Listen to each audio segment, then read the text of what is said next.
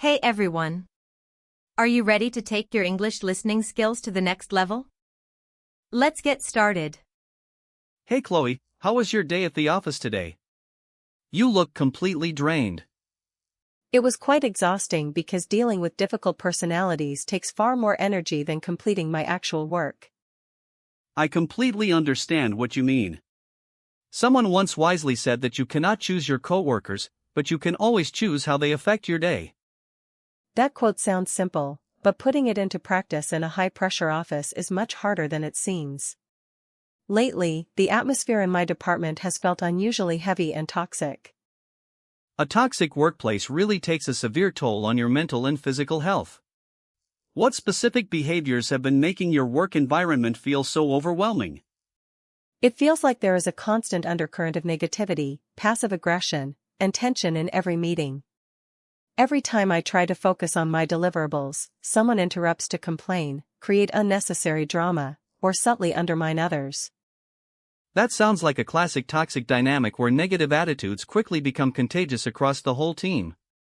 When toxic habits go unaddressed by leadership, they slowly erode morale, psychological safety, and personal productivity. Exactly, and it makes people dread coming to the office every single morning. How do you clearly distinguish between normal workplace pressure and genuine workplace toxicity? Normal workplace stress typically comes from tight deadlines, high workloads, or temporary resource constraints that everyone rallies together to solve. Toxicity, on the other hand, comes from chronic interpersonal dysfunction, manipulative behavior, lack of basic respect, and psychological hostility. That distinction makes total sense because heavy tasks and tight deadlines can be planned, organized, and managed rationally. In contrast, dealing with toxic personalities feels entirely unpredictable, irrational, and emotionally exhausting. Recognizing those recurring toxic patterns is the first major step toward protecting your inner peace and career sanity. What are the main types of toxic behavior you have been encountering recently? The first type is what I would call the chronic complainer. No matter what positive changes happen in the company, they constantly find something negative to whine about from morning until evening. Ah, the classic office energy vampire. They continuously seek out a captive audience to validate their endless dissatisfaction and drag everyone around them down into their emotional spiral. Yes, they walk over to my desk multiple times a day just to vent about executive leadership, minor policy updates, or the break room. It completely shatters my deep focus and leaves me feeling thoroughly irritated. When you listen politely without setting limits, they interpret your kindness as an open invitation to dump their emotional garbage on you. Have you tried establishing clear time boundaries with them? I usually just smile awkwardly because I worry about coming across as rude, dismissive, or unsupportive. How can I redirect their endless venting without sparking an unnecessary confrontation? You can acknowledge their frustration briefly and immediately state that you have an urgent deadline requiring your full concentration. That establishes a polite boundary while making it clear that your working time is strictly protected. That sounds very professional and establishes a firm boundary without sounding hostile. What should I do if they still ignore that hint and keep venting anyway? Then you should ask a direct, solution-oriented question like what concrete steps they plan to take with management to resolve the issue. That question stops habitual complainers immediately because they are seeking emotional sympathy rather than constructive solutions. That is an excellent psychological technique because it gently puts the responsibility right back where it belongs. Once they realize I will not feed their negativity with endless sympathy, they will probably look for another audience. They definitely will because chronic complainers always seek the path of least resistance. They only stick around people who are willing to absorb their negative energy without pushing back. What about the second toxic archetype, the credit stealer who hijacks other people's ideas during meetings? Credit stealers are particularly insidious because their behavior actively harms your career visibility, performance reviews, and promotion prospects. Has someone recently taken credit for your hard work? Yes, in our quarterly strategy meeting last Thursday, a senior colleague presented my comprehensive client analysis as his own original initiative. I was so shocked and flustered in the moment that I stayed completely silent in the room. That is a deeply frustrating experience, but staying silent unfortunately signals to them that they can get away with it again. You must learn how to gracefully and assertively reclaim your intellectual ownership in real time. How can I reclaim credit during a live meeting without sounding defensive or creating an awkward argument in front of the executives? You can speak up smoothly by thanking them for introducing your analysis and immediately offering to walk the team through the underlying data. That publicly establishes your authorship while keeping the conversation professional and constructive. That phrasing is pure genius because it publicly confirms ownership of the analysis without creating open conflict. What preventative measures should I take before those meetings even happen? You should always establish a clear written paper trail before any major presentation takes place. Always email a summary deck with your name and clear timestamps to all key stakeholders ahead of time. A documented email trail leaves zero room for ambiguity about who originated the work. If anyone tries to claim it afterward, the timestamped record speaks for itself.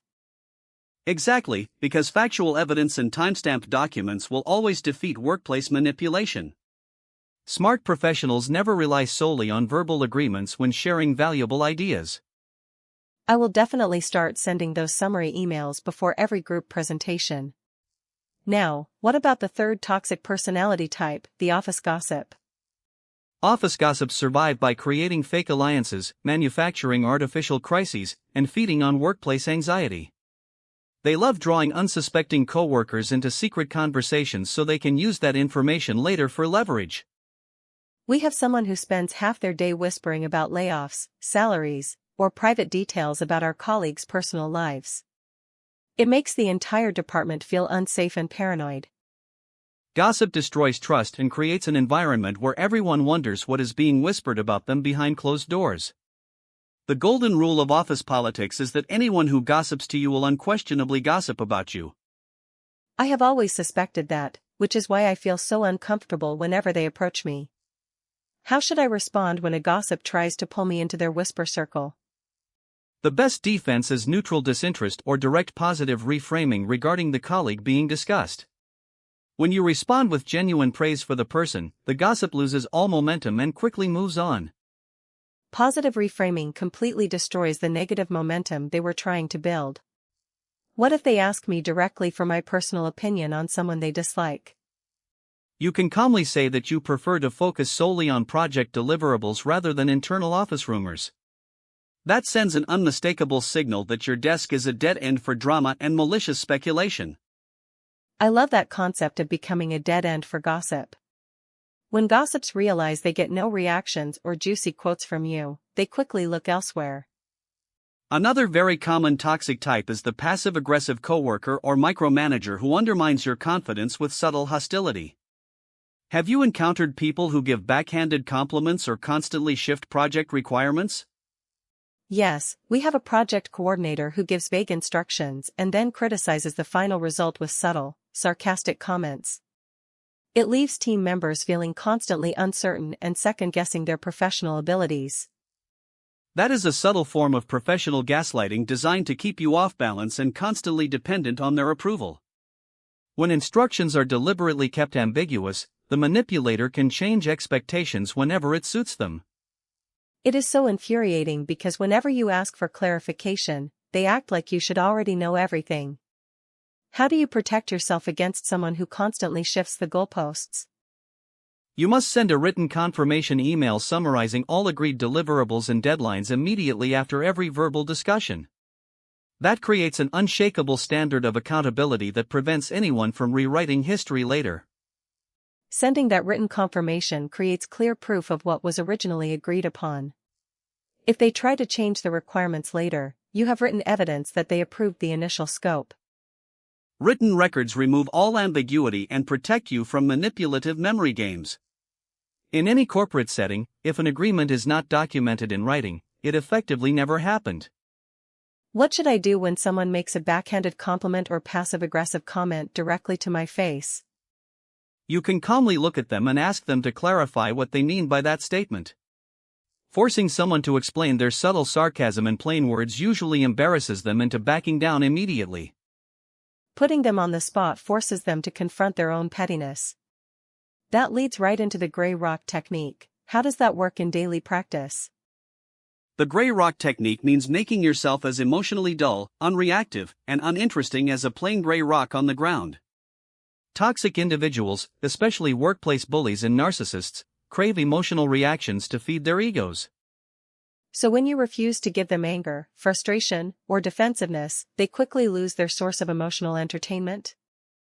Precisely, because manipulators thrive on drama and emotional vulnerability.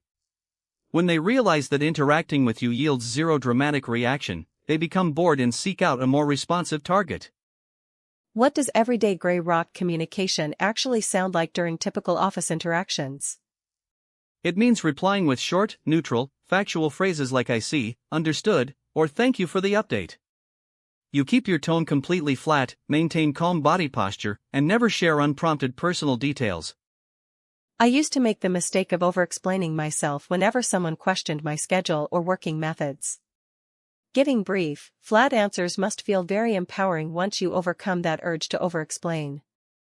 Over-explaining is a defensive habit that gives toxic people extra ammunition to twist your words against you.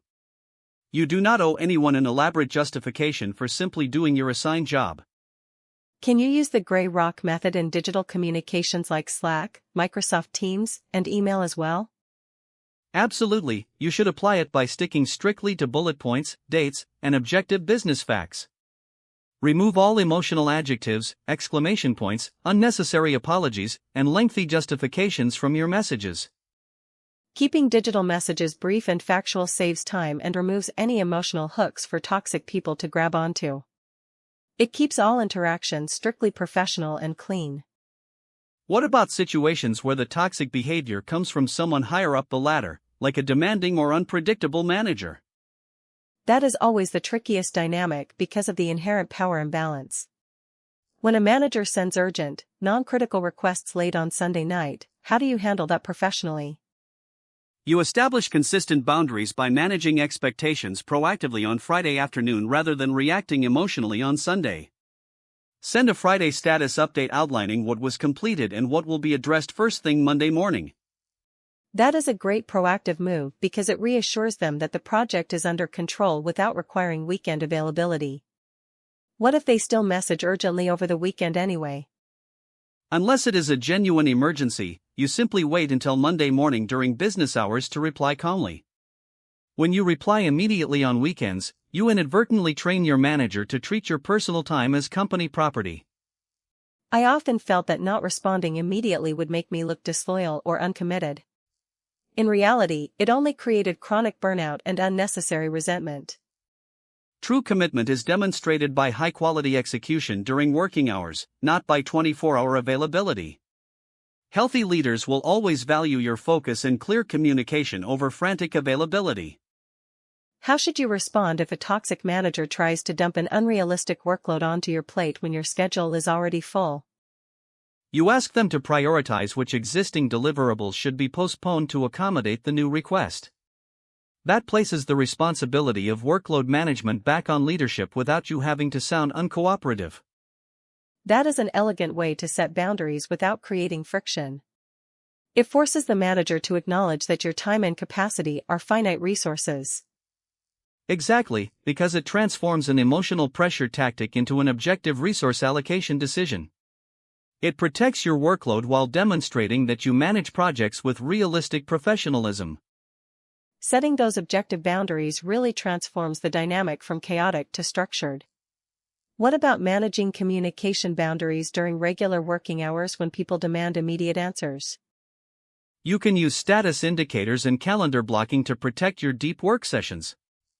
Blocking out focus slots on your calendar signals to the team that you are unavailable for non-urgent interruptions. When my chat status is constantly set to available, people treat it like an open invitation to interrupt my workflow. Calendar blocking creates a legitimate boundary that colleagues naturally learn to respect. It also conditions people to batch their questions instead of interrupting you every 10 minutes with minor inquiries. Protecting your focus is essential for producing high-quality work and maintaining low stress levels. What should you do if a toxic coworker repeatedly bypasses established workflows and demands urgent personal favors via direct chat? Always redirect them back to the official request ticketing system using a standardized, polite template. That prevents them from skipping the queue and holds everyone to the exact same transparent standard. Standardizing the process removes any personal favoritism or guilt from the interaction. It turns the company policy into your boundary rather than your personal refusal. Precisely, because organizational guidelines provide an objective shield against manipulative colleagues. When you rely on standard procedures, you eliminate personal friction. Speaking of systems, how detailed should someone's personal incident log be when dealing with persistent workplace harassment? Your log should be completely factual, objective, and maintained entirely on a personal device outside the company network. Record the exact date, time, location, persons present, what was said verbatim, and any tangible business impact. Why is it important to keep that log on a personal device rather than on the company laptop? Company devices can be monitored, restricted, or confiscated without warning if an internal dispute escalates. Having an independent personal record ensures that your evidence remains secure and accessible under any circumstances. That is a critical piece of advice that many employees overlook until it is too late. How do you distinguish between documentation that is helpful versus documentation that looks petty? Helpful documentation focuses on clear patterns of policy violations, missed deliverables, insubordination, harassment, or credit theft. Petty documentation focuses on minor personal quirks, harmless personality differences, or subjective tone without context. Focusing strictly on measurable business impacts and ethical breaches ensures that your file looks like an executive brief rather than a list of personal grievances. That will carry far more weight with senior leaders or HR. That brings up an essential point about human resources because many employees misunderstand their primary function. HR exists primarily to protect the organization from legal liability, financial loss, and operational disruption. A lot of people assume that HR acts as an impartial therapist or personal employee advocate. How should someone approach an HR meeting strategically? You must present the toxic behavior as an operational risk that threatens team productivity, client deliverables, or company compliance. Presenting organized, factual evidence makes HR take immediate action because they are trained to mitigate corporate risks. Framing it around business impact and compliance removes emotional bias and forces them to take the complaint seriously. What should someone do if HR investigates the issue but ultimately takes no meaningful action? If formal escalation yields no change, you have received crucial insight into the organization's true culture. It proves that leadership tolerates toxic dynamics, which signals that it is time to build an exit plan. That clarity saves you from wasting years hoping that a toxic corporate environment will magically improve. How do you maintain your mental health and self-esteem while you are still working there every day? You practice intentional emotional hygiene by separating your human worth from your job performance. Remind yourself daily that your job is merely a commercial contract, not your ultimate identity or personal value. When you decouple your identity from your job title, rude coworker comments and toxic office politics sting much less.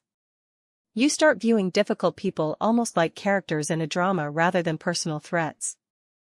That psychological shift is called detached curiosity because you observe their dysfunction without absorbing their emotional turbulence. You watch their dramatic outbursts with the calm mindset of a researcher studying behavior in the wild. Viewing them with detached curiosity makes dramatic moments almost amusing rather than distressing. It completely neutralizes their ability to trigger your anxiety. It truly does because their toxic behavior is entirely a reflection of their own internal insecurities and limitations. None of their negativity reflects your competence, character, or intrinsic value as an individual. Remembering that fact provides immense peace of mind during stressful workdays. What specific evening habits help you clear your mind after a tense day at the office? I use a dedicated transition ritual right after leaving work to signal that my professional duties have concluded. Taking a mindful walk, listening to uplifting music, or exercising helps metabolize physical stress hormones before arriving home. Physical movement is fantastic for resetting your nervous system from fight or flight mode back into a calm state. It ensures that you do not carry professional tension into your home life. Once you get home, Change out of your work clothes immediately and store your work devices completely out of sight. Keep your living space a sacred sanctuary dedicated entirely to relaxation, connection, and personal joy. Creating a sanctuary at home makes returning to the office the next day so much easier. Is it possible to find genuine allies and build a healthy microculture within a toxic company? Yes, even in dysfunctional organizations, there are usually other grounded, professional individuals who share your values. You can build supportive relationships based on mutual respect, integrity, and genuine teamwork. How can you identify trustworthy colleagues without accidentally sharing sensitive thoughts with someone who might gossip? Observe how people speak about others when those people are not in the room. Trustworthy colleagues focus on ideas, solutions, and collaboration rather than gossip or character assassination. That is such a reliable test of character because people who speak respectfully behind someone's back are likely to treat you with integrity as well. Having even one or two trustworthy allies at work must dramatically improve daily morale. It really does, because having a supportive microculture provides emotional validation and reduces feelings of isolation. Mutual support among healthy colleagues helps everyone navigate difficult organizational dynamics with greater resilience. Having supportive colleagues certainly makes the daily grind more bearable while preparing for the future. What steps should someone take when they decide it is finally time to seek a healthier work environment? Begin by discreetly updating your resume, polishing your professional profile, and compiling a portfolio of your key accomplishments. Schedule informational interviews and reach out quietly to trusted contacts across your industry network. Taking those proactive career steps immediately restores your sense of personal agency and hope. You no longer feel trapped because you are actively constructing your next professional opportunity. That psychological shift changes everything, because your current workplace becomes a temporary stepping stone. When you know you are leaving soon, the daily annoyances and coworker antics will barely register on your radar. You can endure a difficult coworker or chaotic meeting with quiet grace because you know your time there is strictly limited. It allows you to stay calm, polite, and focused until your final day. And when you receive that exciting new job offer, you can resign with complete dignity, grace, and professionalism. You leave behind the dysfunction without burning bridges, knowing that you protected your peace and advanced your career. That is the ultimate victory in any toxic workplace journey. We covered so many powerful strategies today, from the gray rock method to written paper trails and emotional detachment. Let us do a quick recap so you have these tools fresh in your mind for tomorrow morning.